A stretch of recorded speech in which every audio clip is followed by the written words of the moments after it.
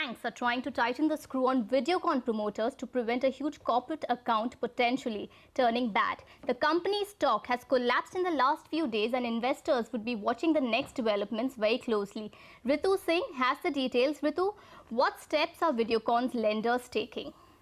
Well, we're talking about a 47,000 crore debt here, and therefore it's natural that a lot of investors have been worried, given a number of banks also that have an exposure to it. After Dena Bank, remember, very recently in its March quarter earnings, declared a 520 crore exposure to the company as non-performing.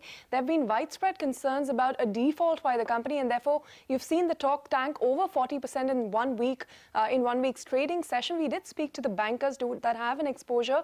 What we gather is that, yes, there is a stress in the account. In fact, it is now a special mention 2 account, which means it has interest overdues of up to 60 days. Remember, once it breaches that 90-day threshold, it becomes an NPA or a non-performing asset. It is also, we understand, in the watch list of large banks like ICICI Bank, Bank of Baroda and State Bank of India. And for IDBI Bank, which is the largest lender in this consortium, as well as ICICI Bank, the account could turn bad as early as the first quarter of this fiscal itself. So the threats are looming really large. I mean, there's a real danger of the account slipping into an NPA, and therefore banks have been taking action. They've called for a concrete plan, turnaround plan from the promoters, and we understand that they will hold a joint lender forum meeting as early as the first week of June itself to take stock of the situation.